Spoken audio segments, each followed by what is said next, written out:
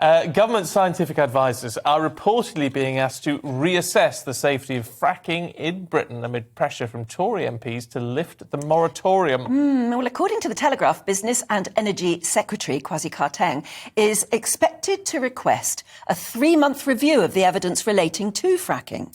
Well, let's talk to Donnachadh McCarthy, climate columnist for The Independent. Good to see you this morning. Look, is this likely to change? I mean, there's been this moratorium for a number of years now, which was controversial in itself. But, I mean, obviously, the whole landscape has changed now. To rethink everything.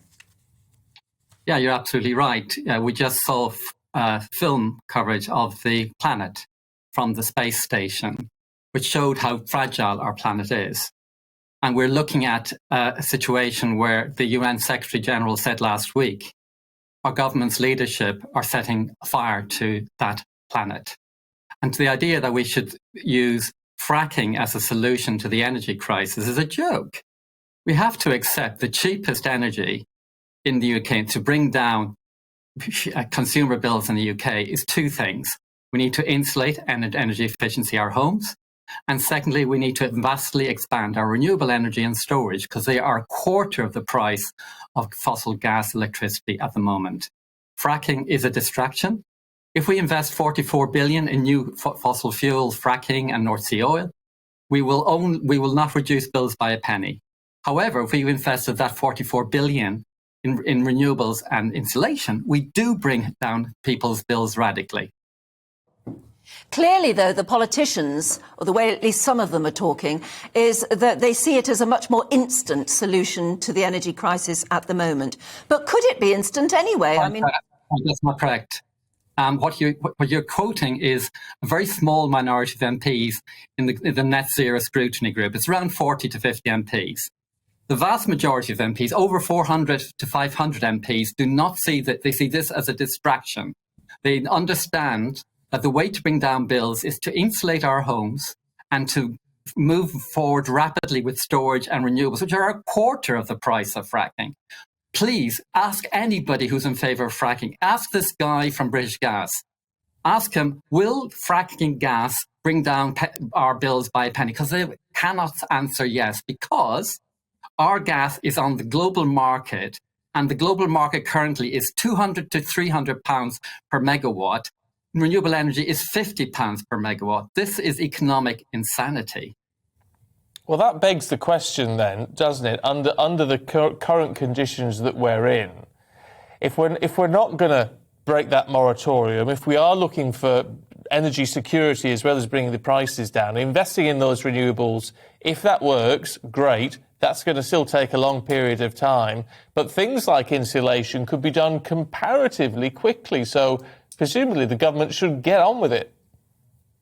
Well, it's nice to be on the same page, absolutely. There is 9 million homes that would have been insulated by now if the government hadn't cut the programme in 2012. We were insulating 1 million homes per year, which reduces bills by hundreds of pounds. And we can get on going that. But actually, it's not quite true about renewables. You can actually erect a wind turbine in a day.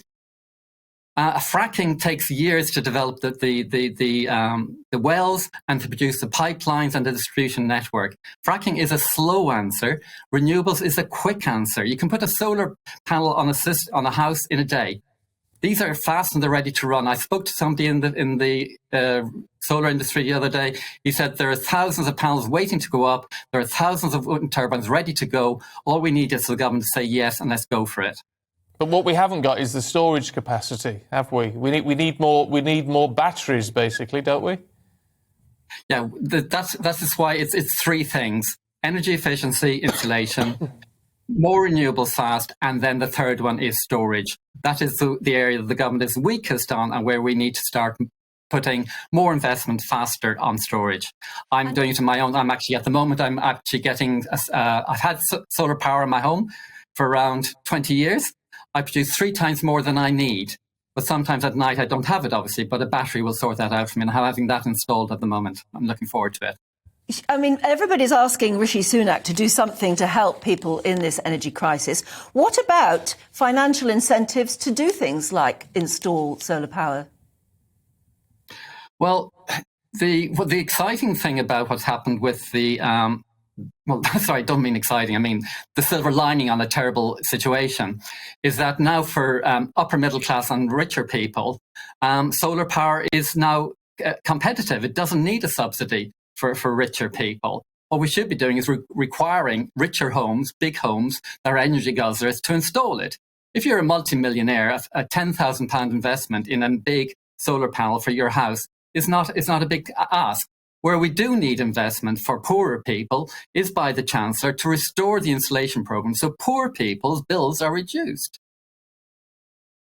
That's something he could do. Well, it is, yeah.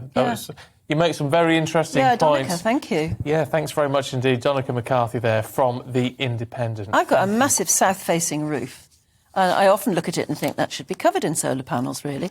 But, you know, there were huge incentives, financial incentives to do that a few years ago, and then they stopped that. Yeah. They should bring it back. And you do sort of wonder now why, I have to say, why houses are not just built with panels. And you can get solar panels now that just look like roof tiles. Yeah. So, I mean, surely they'd be expensive, though, probably, but... It's inexpensive at first, but that's where you could actually incentivise people build every house with those on. Yeah, of course they should. But it's the storage issue and all the rest They of said they were going to build high-rise towers with glass that was specially made. I can't remember what you call it, but it's basically the glass itself is a solar panel. Oh. There's a word for it. I can't think what it is, but that absorbs... I mean, you think how much glass there is on a tower block, and every one of those panes of glass would actually be doing work and absorbing energy. It's got to put our hands in our pockets, or the government's hand in its pocket to get on with it. And then maybe we'd be in a better position now. But we say now we've got to start looking for another 10 years down the line, haven't we? Got to. Let us know what you think. GBViews. Well, you and I will be sat here in 10 years' time still moaning about it. We will. Do you think we will? What would we look like? Probably. Well, I'll still be here. You might be happily retired by then. Oh, I wondered what you were going to say then. Oh, no!